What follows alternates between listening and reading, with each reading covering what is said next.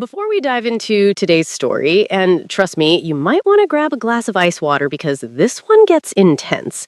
Do me a huge favor. If you love possessive alphas and romance that keeps you on the edge of your seat, please smash that like button and hit subscribe. It helps the algorithm find more romance lovers like us. Also, I'm curious, where is my pack hiding today? Drop a comment below and tell me what city or country you're listening from. I love seeing how far our territory reaches. All right, are you ready? Let's get into it. I was supposed to be a ghost, born without a scent, invisible to the senses. I was the Silver Mist Pack's perfect spy. My brother, Alpha Tauren, sent me into the enemy's fortress with one rule: don't get caught. But biology doesn't care about politics. In the middle of the war council, my suppressants failed. My body betrayed me. The scent of wild honey and desperate need exploded through the room, turning every soldier into a predator. I ran. I ran blindly, seeking safety, seeking a place to hide. I thought I found sanctuary in the high tower. I was wrong. I had run straight into the lion's den. King Riker stood between me and the door. The enemy, Alpha. The man I was sent to destroy. I tried to use my rank as a shield. I backed against the wall, trembling, fighting the heat consuming my blood. "Stay back," I screamed. "I am the sister of Alpha Tauren. If you touch me, it means war. He will burn this kingdom to ash." Riker didn't call the guards. He didn't draw his sword. He just inhaled. His eyes turned pitch black. He walked toward me, unbuttoning his cuffs, looking at me not like a prisoner, but like a starving man looks at a feast. "War?" he growled, his voice vibrating against my very soul. "Let them come. Let the world burn." He pinned me against the door. "Tonight, you are mine." Chapter 1. The Ghost and the Brother. In a world governed by primal senses, to be scentless is to be invisible. I was Nyla, the ghost wolf. To my pack, the Silver Mist, I wasn't just a genetic anomaly. I was a void in the air where a person should be.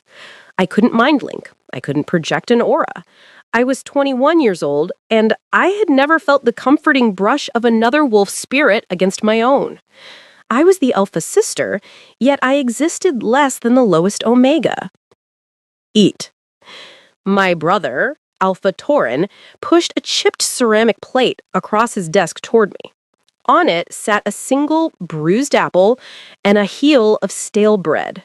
I looked at the food, then up at him. Tauren was only 25, but today he looked 50. The invisible weight of the alpha crown sat heavy on his brow, carving deep lines of stress into his face. His uniform hung loosely on his frame. He had lost 20 pounds in the last month alone. "I'm not hungry," I lied softly, though my stomach cramped violently at the sweet smell of the apple. "You eat it, Tauren. You need the strength to lead." "I cannot lead a graveyard, Nyla," he snapped, his voice cracking mid-sentence. He rubbed his face with shaking hands, the sound of his rough skin against his palms filling the silent womb. "The granaries are empty. The deer have moved south to the Crimson Rock lands. I heard a mother in the village mixing sawdust into her children's porridge this morning just to fill their bellies. Sawdust!" He stood up and walked to the window, turning his back to me. His broad shoulders were trembling. "We are dying," he whispered to the glass, "and I am failing." I stood up and walked to him, placing a hesitant hand on his back. He flinched, not out of cruelty, but out of sheer, raw exhaustion. "What can I do?" I asked, the familiar ache of uselessness swelling in my chest like a bruise. "I can't hunt. I can't fight. I'm just a ghost." Tauren turned around. His eyes were red-rimmed and desperate. He looked at me not as his little sister, but as a drowning man looks at a piece of driftwood. That is exactly why I need you, he choked out. You are the only one who can walk through walls. He reached into his pocket and pulled out a small velvet pouch. He opened it to reveal a black glass vial filled with a thick, inky liquid. Kane Riker, Torin said the name with a mixture of hatred and paralyzing fear. He sits in his Crimson Rock stronghold, feasting while we rot. He has the map of the hidden routes, the secret supply lines that bypass the mountains. If we had that map, we could trade with the coast, we could buy grain, we could save Zola. The name of our youngest sister hung in the air like smoke. Zola was 12, bedridden upstairs with a wasting sickness that required medicine we could no longer afford. Even now, I could hear the faint rattling sound of her cough echoing through the floorboards, a constant metronome counting down our time. I want you to steal from the Alpha King, I whispered, a cold sweat breaking out on the back of my neck. Torin, that is a death sentence. He is a monster. They say he tears spies apart with his bare hands. I know. Torin grabbed my shoulders, his grip bruising. Tears finally spilled down his cheeks, hot and angry. Do you think I want this? Do you think I want to send my sister into the dark? But I have to choose, Nyla. I have to choose between risking you or watching Zola die in agony. He pressed the cold vial into my palm. These are suppressants, he explained hurriedly, his voice frantic. They will force your biology into a deep sleep. No fear scent, no heat, no heartbeat spikes. You will be completely undetectable, a true ghost. I looked at the vial. The liquid swirled sluggishly, looking like poison. If I do this, I asked, my voice trembling, will I finally be useful? Will I finally be part of this pack? Torin pulled me into a fierce embrace, burying his face in my neck. He smelled of dust and despair. You are the only hope we have left, he sobbed into my hair. Please, Nyla, be the weapon I need, just this once. I closed my fingers around the cold glass vial. For the first time in my life, I wasn't the broken girl in the corner. I was the lifeline. I'll go, I whispered. I didn't know then that the suppressants came with a price. I didn't know that by forcing my wolf into a coma, I was only building a dam against a tidal wave. And when that dam finally broke inside the enemy K's castle, it wouldn't be a leak, it would be a flood. Chapter 2. The Lion's Den. The Crimson Rock stronghold didn't look like a castle. It looked like a threat carved into the living mountain. I kept my head down, clutching a heavy silver tray of wine decanters against my chest as I navigated the labyrinthine stone corridors. The disguise Torin had arranged was perfect. A simple gray servant's tunic, rough against my skin, identical to the hundreds of others bustling through the fortress. But the disguise didn't stop the nausea.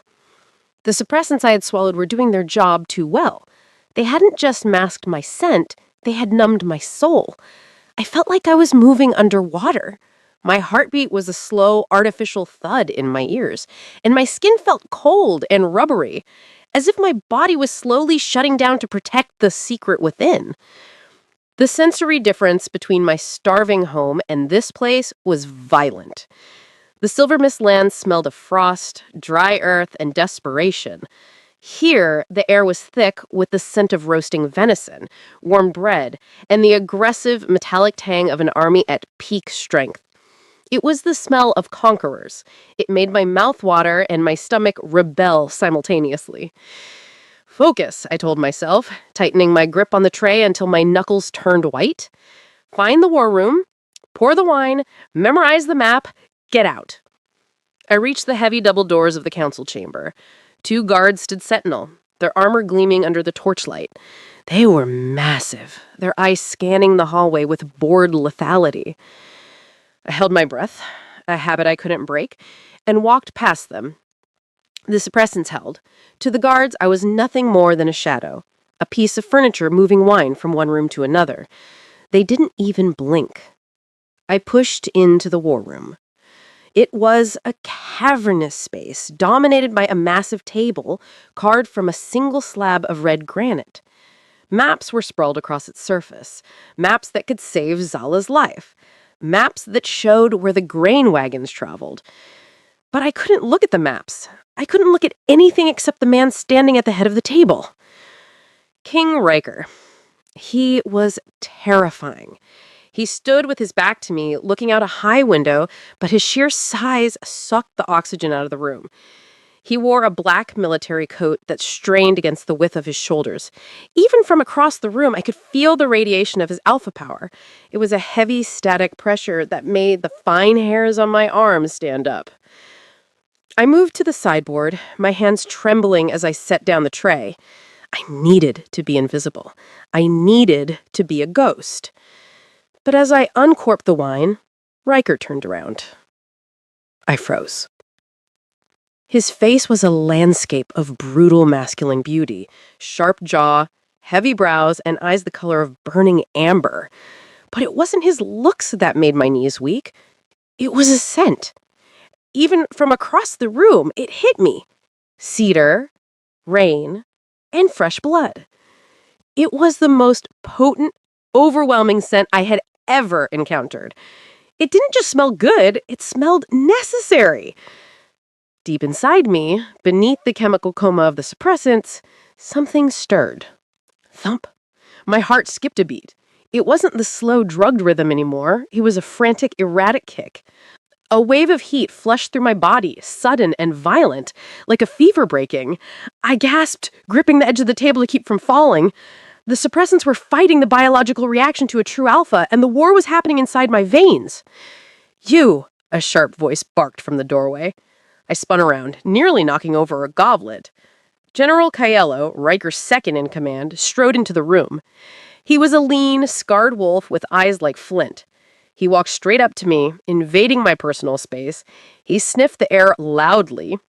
"You're shaken, girl," Caiello accused, his eyes narrowing. "And you smell sterile, like chemicals." My throat closed up. The suppressants were failing. They were supposed to make me smell like nothing, but under the stress of the king's presence, they were smelling like wrongness. I am recovering from a fever, General," I lied, my voice breathless and higher than usual. Caiello leaned in closer, his nose inches from my neck. He was hunting for a lie. The King Riker watched from the window. He hadn't moved, but his amber eyes were locked onto me now. He tilted his head, studying the trembling servant girl with a look of intense predatory curiosity. I felt a bead of sweat roll down my spine. The heat in my body was rising. It wasn't just a fever.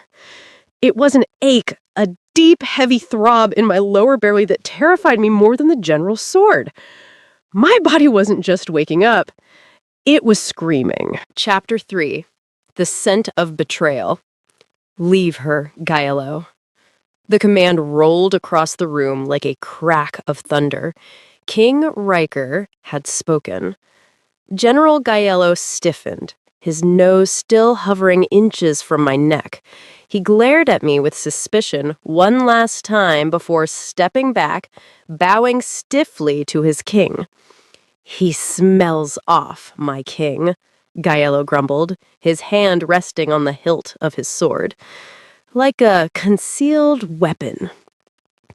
"She smells like fear," Riker corrected, his voice a low, vibrating baritone that I felt in the soles of my feet. "And you are frightening the help. Sit down."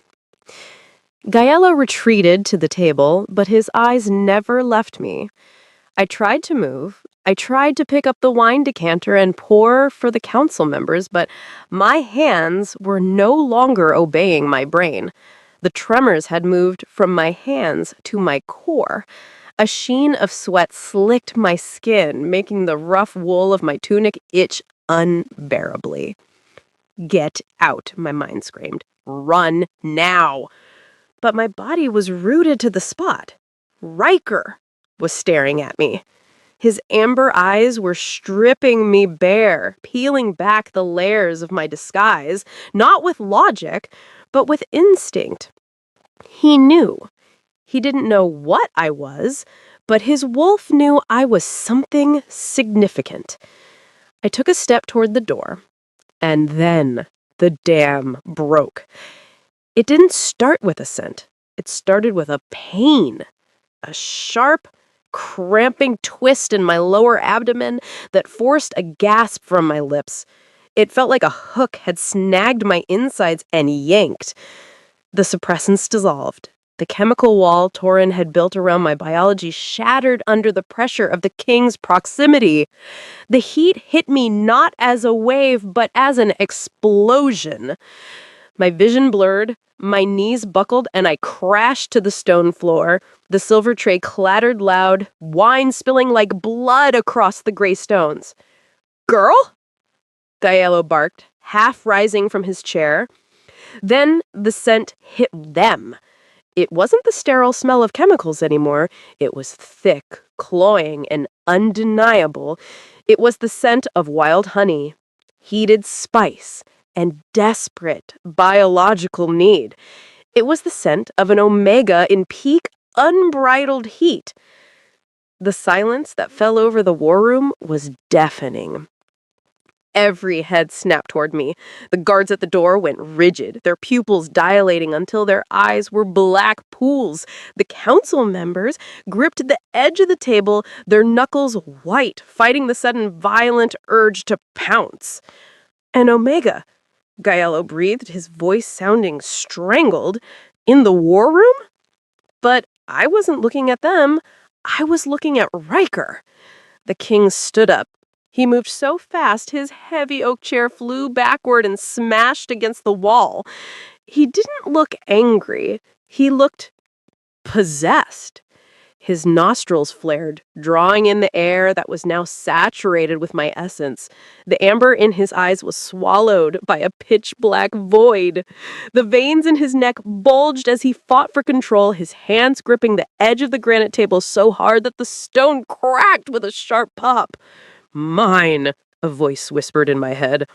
I didn't know if he had spoken it aloud or if his wolf had projected it directly into my mind, but the word vibrated through my bones.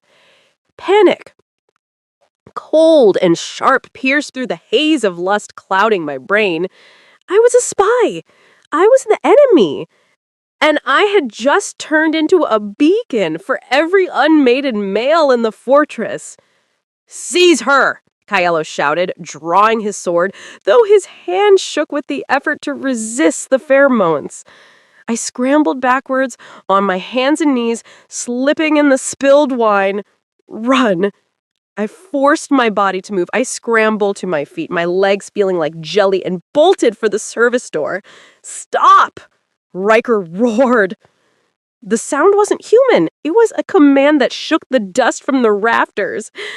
I didn't stop. I burst into the hallway, tears streaming down my face, my body burning, my heart screaming. I ran blindly, not knowing where I was going, only knowing that I had to get away from the monsters I had just awakened. Behind me, I heard the crash of furniture and the heavy, predatory thud of boots giving chase. The hunt had begun. Chapter 4. The Hunt. I didn't run like a spy. I ran like prey. The stone corridors of the Crimson Rock stronghold flew past in a blur of gray and torchlight. My breath tore at my throat, ragged and hot. Every step was a battle against my own biology. My legs felt heavy, turning to liquid under the overwhelming command of the heat. My body didn't want to run. It wanted to drop, to bare my neck, to surrender to the alpha power radiating from the room I had just fled. "Move!" I screamed internally. "Think of Zola. Think of Torin." Behind me, the heavy wooden doors of the war room slammed open against the stone walls. Then came the sounds. Not the disciplined march of soldiers, but the chaotic, heavy thudding of boots breaking into a run. Snarls, low, guttural sounds of hunger that echoed off the vaulted ceilings. "Find her!" General Kylo's voice bellowed through the din. "Seal the exits! Don't let the Omega leave the keep!" I skidded around a corner, my shoulder slamming painfully into the rough stone. I whimpered, the sound shocking me. It wasn't a word, it was a soft, kneading noise that my throat produced without my permission. The hallway ahead was blocked. Two guards stood at the intersection.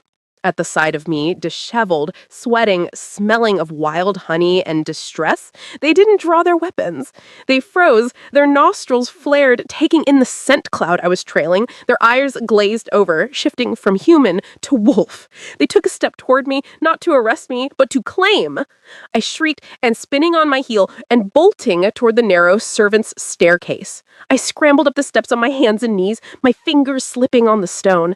The heat inside me was becoming unbearable. It was a fever that consumed everything: logic, fear, duty. My skin felt like it was on fire. My blood pounded a frantic rhythm. Mate, mate, mate. I reached the landing of the upper tower. I didn't know where I was. I only knew I needed a door. I needed a lock. I needed to hide my scent before the entire army tore the castle apart to find me. There was only one door at the end of the hall. It was massive, made of dark oak, carved with scenes of wolves hunting stags. I didn't hesitate. I threw my weight against it. It gave way. I stumbled inside, slamming the heavy wood shut behind me.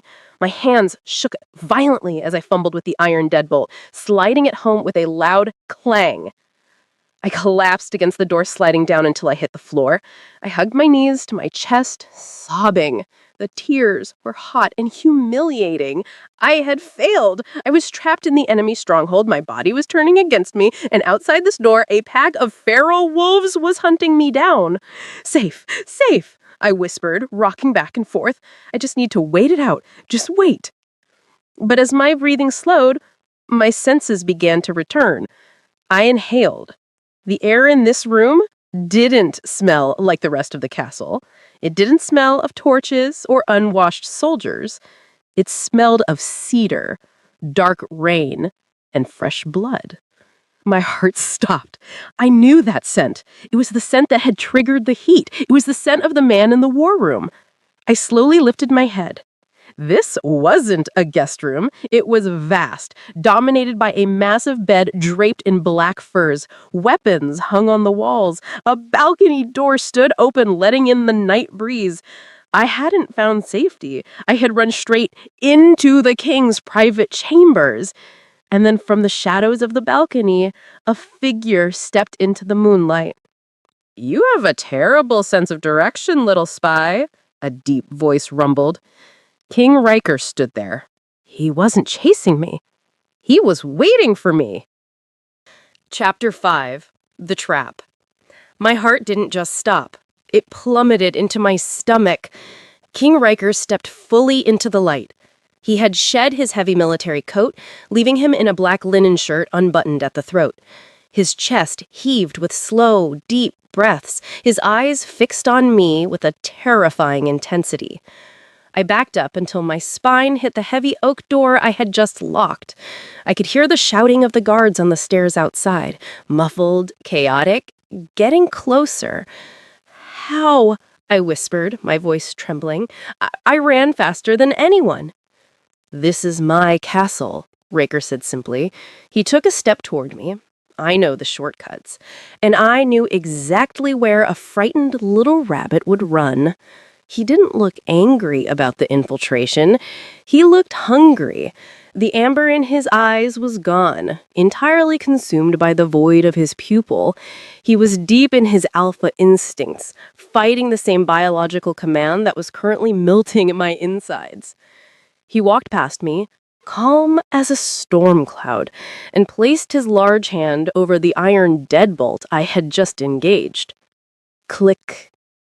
He twisted the secondary lock, a heavy mechanism I had never even noticed. "You locked them out," he murmured, his voice vibrating in the small space between us. "But you locked yourself in." I flinched as he turned back to me. The heat radiating off him was a physical weight. It mixed with the fever in my blood, creating a dizzying, suffocating pressure. "Stay back," I gasped, holding up a shaking hand. I tried to summon the cold political mask I had worn my entire life. I tried to be the diplomat. "I know who you are now. You smelled the truth." Raker stopped inches from me. He didn't touch me yet. He just inhaled, letting my distress and arousal fill his lungs. "I know what you are," he agreed. "I am Nyla of the Silver Mist. I am the sister of Alpha Tauren. If you touch me, if you harm me, you will burn these lands to the ground. You will start a war that will destroy both our packs."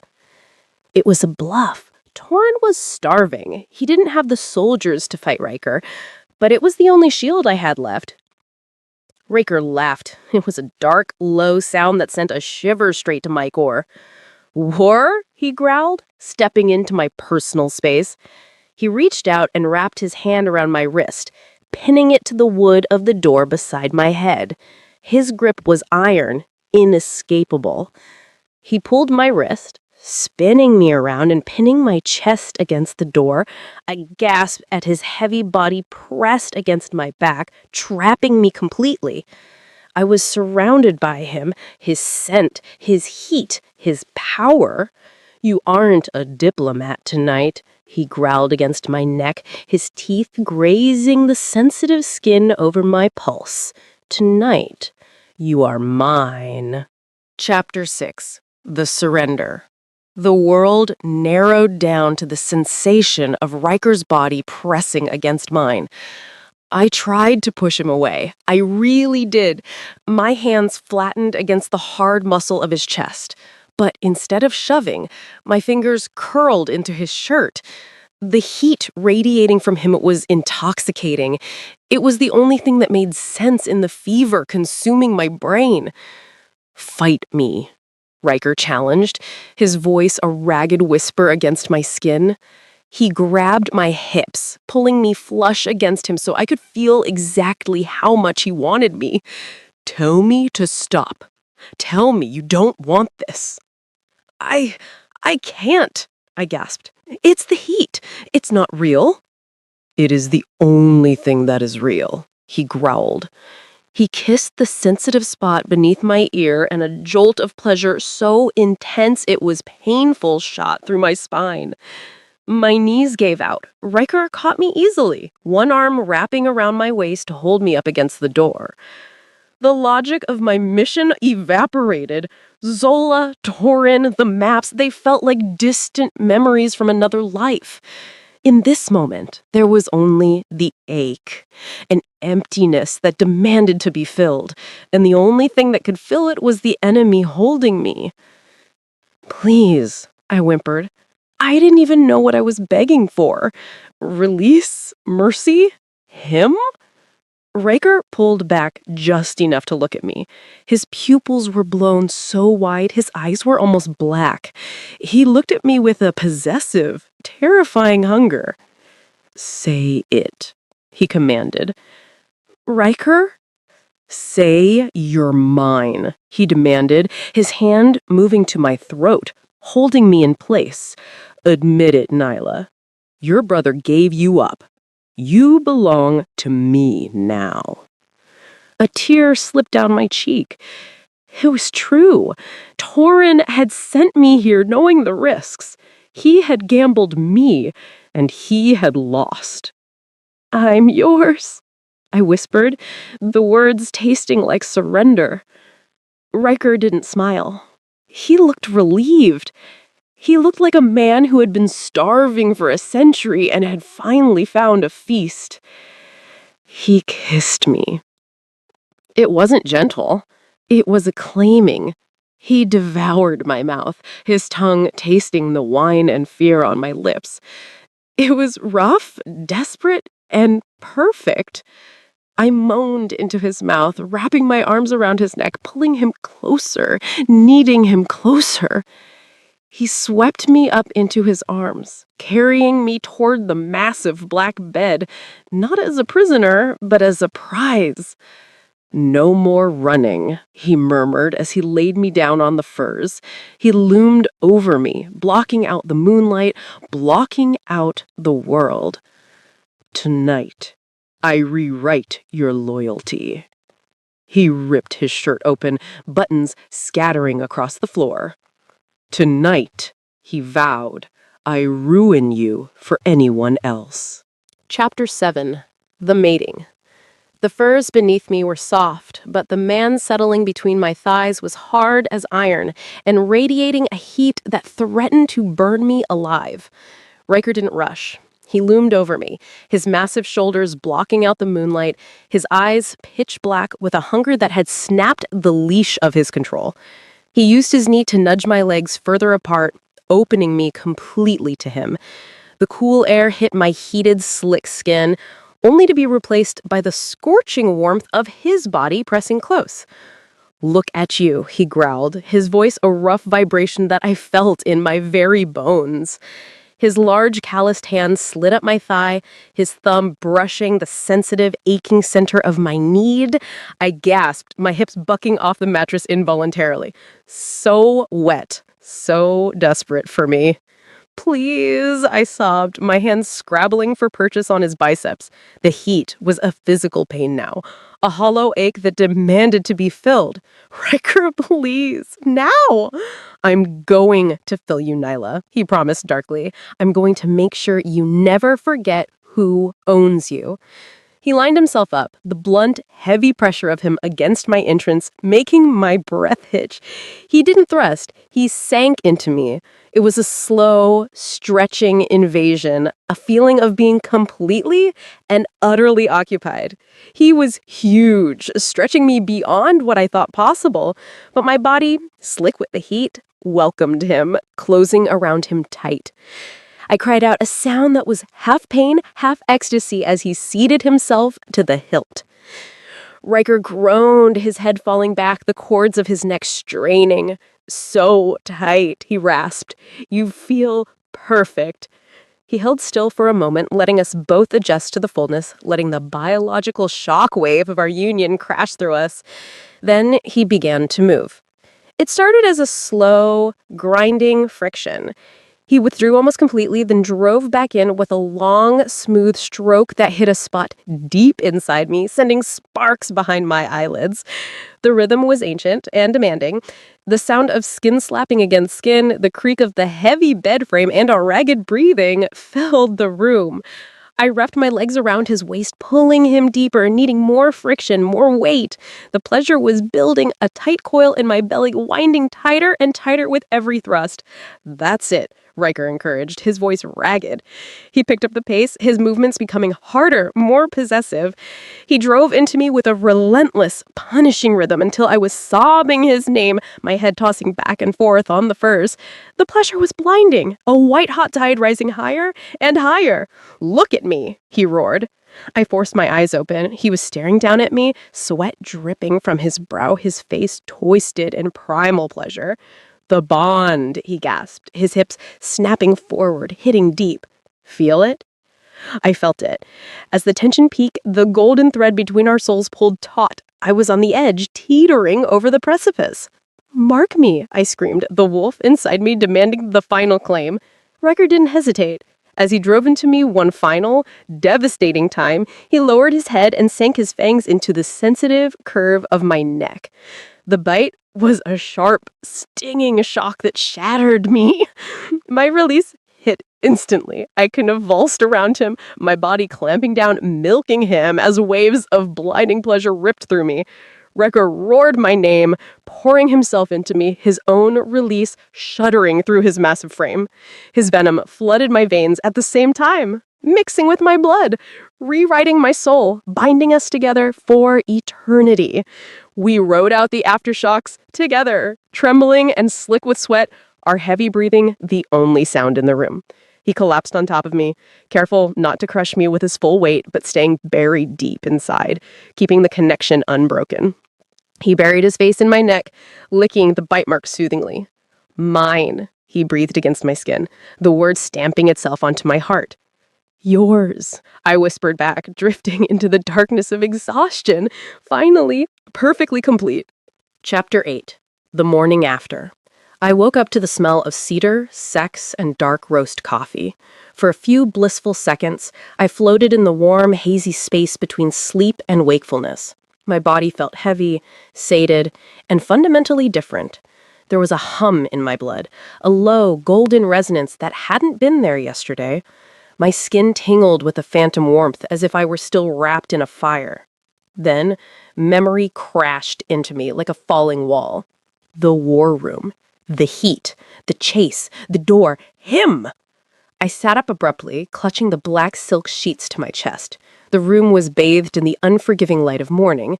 My clothes, my gray servant's tunic, lay in shredded ribbons on the floor, a testament to the frenzy of the night. On the nightstand sat a silver tray with coffee, fruit, and warm bread. And on the velvet chair by the window sat King Riker.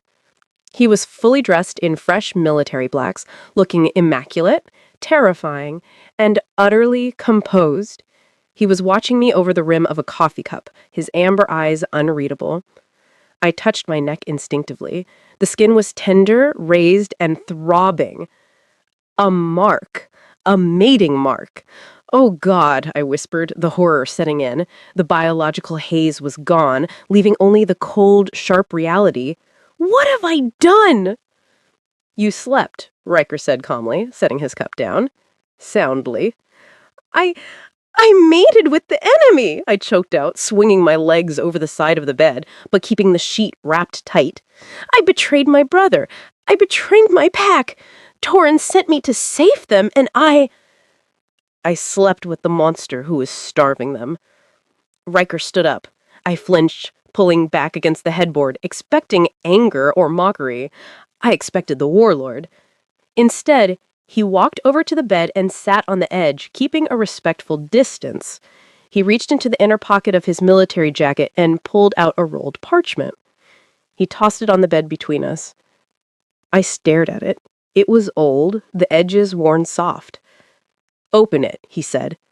With trembling hands, I unrolled the scroll. It was a map, a detailed, intricate map of the mountain passes, marked with safe houses, water sources, and hidden trails that bypass the Crimson Rock patrols. It was the map of the hidden routes, the very thing Torin had sent me to steal, the thing I had risked my life for. I looked up at Riker, confusion warring with fear. Why are you giving me this? Because your brother is starving, Riker said, his voice deep and devoid of malice, and because I knew he sent you. My blood ran cold. The map slipped from my fingers. You knew? I whispered, my voice rising in disbelief. Nyla, Riker sighed, running a hand through his dark hair. I have spies in Silver Mist, too. I knew Torin was desperate. I knew he was planning to send a ghost to infiltrate my council. I was waiting for you. You let me in? I whispered, my voice rising in disbelief. You let me serve wine? You let me run? I wanted to see who you were. I expected an assassin. I expected a warrior and I would have to kill. I didn't expect. His eyes softened, landing on the fresh mark on my neck. I didn't expect my soulmate. He reached out and tucked a strand of messy hair behind my ear. His touch was gentle, possessive. I never wanted war with Silver Mist. I wanted an alliance. But Torin is too proud to ask for help. He would rather steal than beg. He would rather risk his sister than his pride. He tapped the map. Take it. It's yours. The trade routes are open. My grain wagons are already loaded. I stared at the map, then at the man I had been taught to fear. He wasn't a monster. He was a king who had let a spy into his heart because he saw her worth when her own family only saw a tool. You're feeding them? I asked, tears pricking my eyes. After I broke into your home? After I tried to deceive you? They are your family, Riker shrugged, as if it were the simplest thing in the world. Which makes them my burden now. He stood up and offered me his hand. Get dressed, my queen. We are going to the border. It is time we had a conversation with your brother. I looked at his hand. It was the hand that had pinned me to the door, the hand that had claimed me with such ferocity. And now, the hand that was offering salvation to everyone I loved. Chapter 9, The Return. We didn't sneak back to the border, we marched. I rode in a carriage of black iron and velvet, flanked by 50 of Riker's Crimson Rock elites. Behind us rumbled 10 heavy wagons, weighed down with sacks of grain, smoked meat, and crates of medicine. King Riker rode a massive black warhorse beside my window. He wasn't hiding. He was projecting his aura so strongly that the birds in the trees went silent as we passed. As we reached the bridge that separated our territories, I saw them. Alpha Tauren stood at the center of the bridge, flanked by a dozen of his own starving guards. He looked like a ghost. His face was gaunt, his eyes wild with lack of sleep. When he saw the Crimson Rock banners, he drew his sword, his hands shaking. "Hold!" Tauren screamed, his voice cracking. "You will not cross!" The caravan stopped. Riker dismounted. He didn't draw a weapon. He walked to the carriage door and opened it, offering me his hand. "Ready?" he asked softly. I took a deep breath. I wasn't the girl in the gray tunic anymore. I was wearing a gown of deep crimson silk, a heavy fur cloak on my shoulders, and the scent of the Alpha King wrapped around me like armor.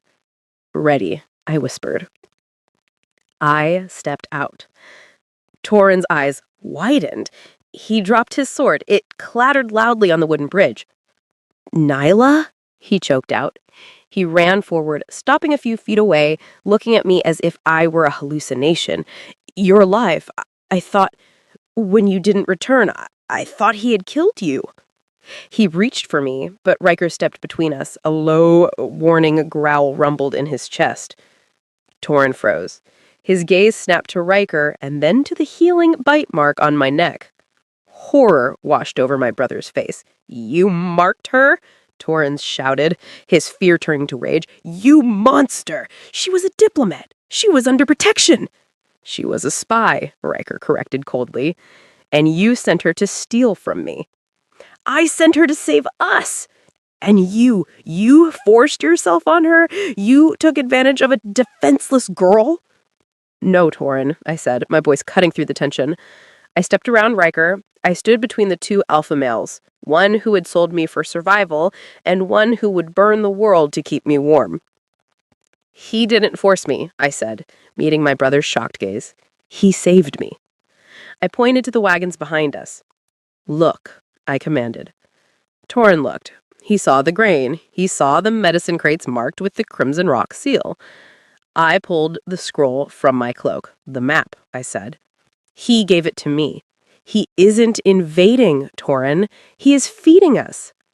Tauren looked from the wagons to me and finally to Riker. The fight drained out of him. He slumped, covering his face with his hands. "I don't understand. Why?" Riker stepped up beside me, wrapping a possessive arm around my waist. "Because she is my queen," Riker declared, his voice carrying to every soldier on the bridge. "Your pack is her pack, and I do not let my queen's family starve." Tauren looked at me. For the first time, he didn't see the ghost wolf. He didn't see a weapon or a burden. He saw a woman who had walked into the fire and come out ruling it. "Zola?" Tauren asked, his voice trembling with hope. "Zola." "The medicine is in the first wagon," I said, tears stinging my eyes. "Go to her. Save our sister." Tauren nodded, tears streaming down his face.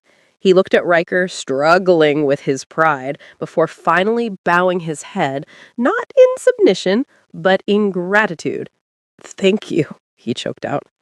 Riker didn't smile, but he nodded. "Go." As Tauren turned to lead the wagons toward the village, I leaned into Riker's side. "You did good," I whispered. Riker kissed the top of my head. "I didn't do anything, Nyla. You saved them. You were the bridge." Chapter 10. The Queen of Two Packs. The fever broke 3 days later.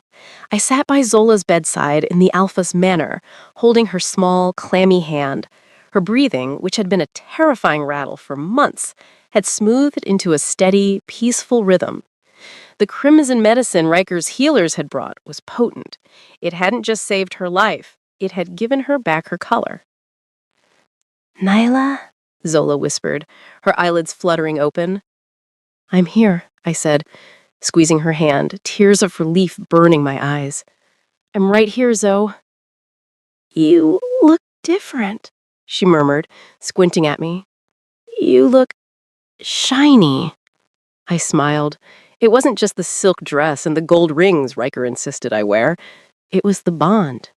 The mating mark on my neck hummed with a constant, low-level warmth that fed my soul.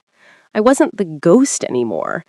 I was tethered to the most powerful force on the continent, and through him, I had found my own substance. The door creaked open. Torin stood there. He looked cleaner, fed, but humble.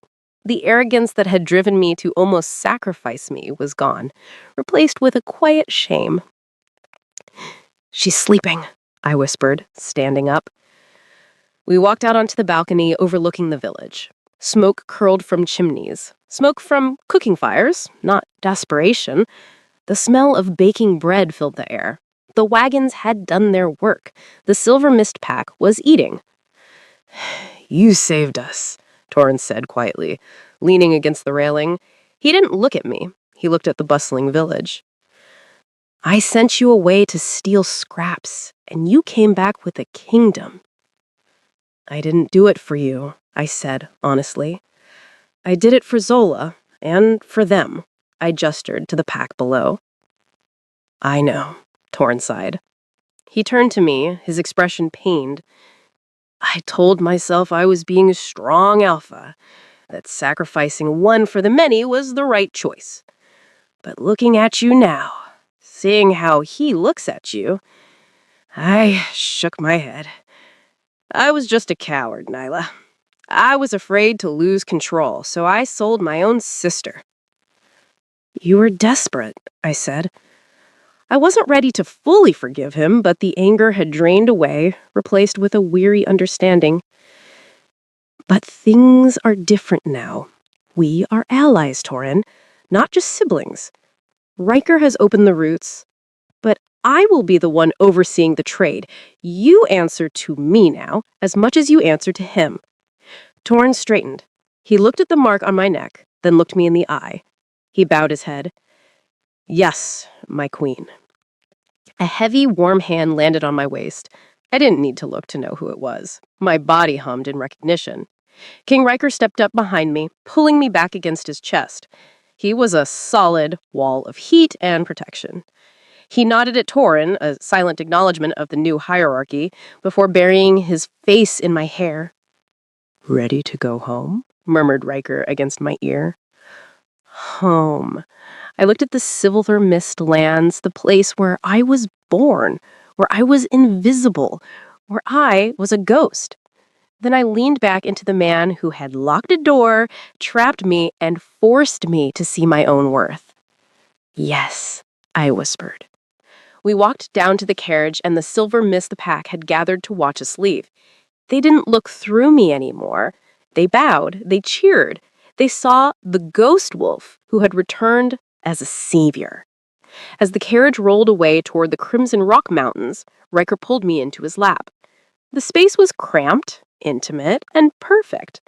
He teased me. "You're thinking too loud," tracing the line of my jaw. "I was just thinking about the suppressants," I admitted, resting my head on his shoulder. "I took them to hide from you, to make sure you never noticed me."